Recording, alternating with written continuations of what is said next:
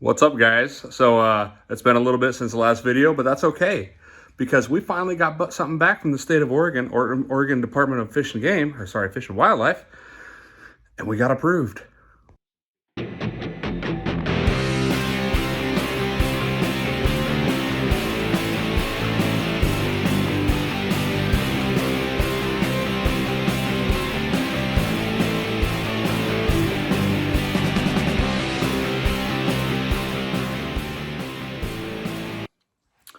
So, several years ago, I lived in South Carolina, and South Carolina is known for being a venomous snake or hot-friendly state.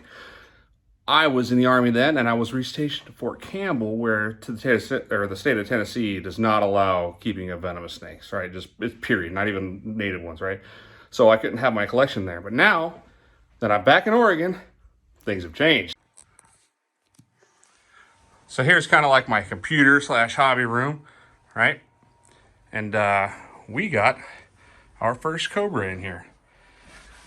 It's maybe a 2-year-old albino monocled cobra. Now, some people think monocled cobras, blah, blah, blah.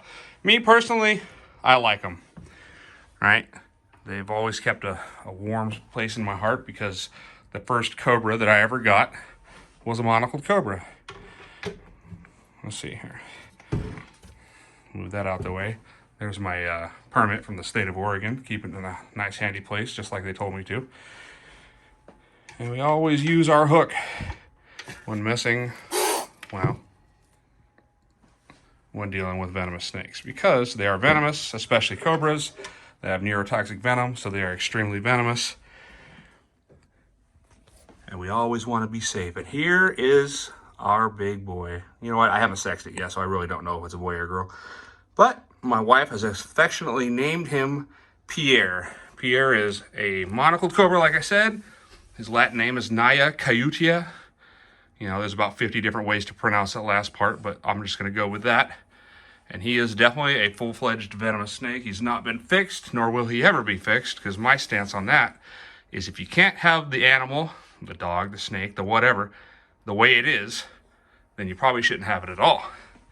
All right? So I've been dealing with venomous reptiles ever since I was 16. I got my first rattlesnake when I was 16. It was a Great Basin rattlesnake here in Oregon. And ever since then, it's just kind of, gone up from there. It's been a while since I've had them because I was living in Tennessee and they're not legal there. But now that I'm back in Oregon, this is my first one. All right, so I built a couple of these cages. This one over here is empty.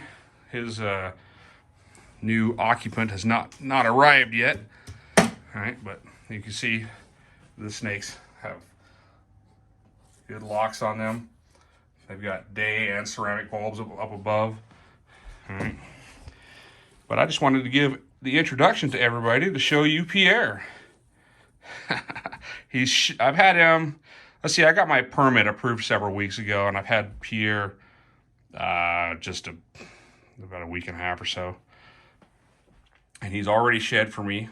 He's about 2 years old, roughly, give or take. And he is a good boy or girl or whatever.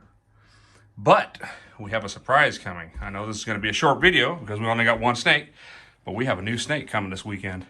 We're going to pick it up at the Portland airport through Delta Dash, and I'm not going to give away any hints. Or am I? Maybe. So, this is Pierre. He is going to be a lifelong member of this household. Not that I can take him out and cuddle him and do those types of things with him. But nonetheless, he is here to stay. And we'll give him the best life we can. So, we're going to go ahead and close him back up. You go ahead and set you right there, buddy. All right, you stay in there. You are not coming out. Get back in there so I can shut you up. Get in there. There we go. All right, so we just lift it up and close it. We lock one. We lock two. I'm going to keep the actual lock off of this for just the time being. All right. Well, there you go. So that enclosure that he's built in, right? You can see it's kind of a wall there.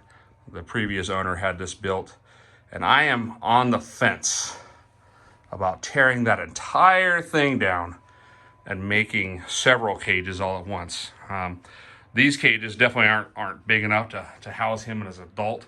It's about 33 inches from side to side.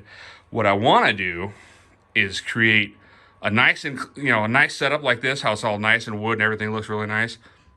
But I want 6 cages, 2 on each side that are at least 4 feet wide. I think that's a 10-foot wall right there, so it might even be 5 feet wide. But I want a stack of 3 on each side.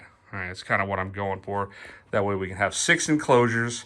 I don't want anything too high, like up there, for example. I don't want anything up there because it's never advised to deal with a snake that is looking down at you, especially with, bigger cobras, mambas, etc., those type of things. So we don't want to do that. All right, but that is the plan. I still got to kind of figure out what I want to do because I got all sorts of power outlets and cable outlets and all sorts of things that I got to worry about. If you can't tell, I like Mortal Kombat.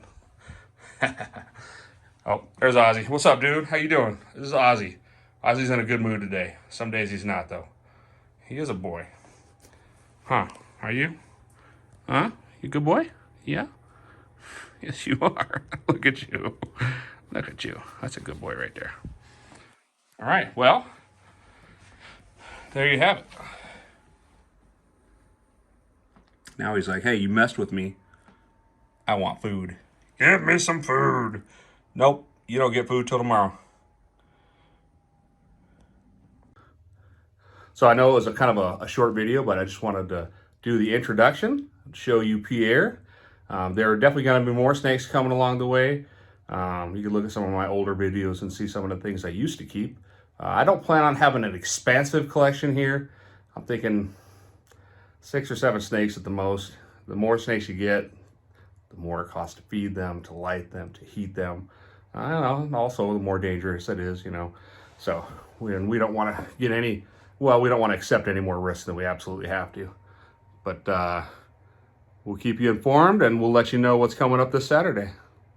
Oh, don't forget about the Portland Reptile Expo coming up, Portland, Oregon.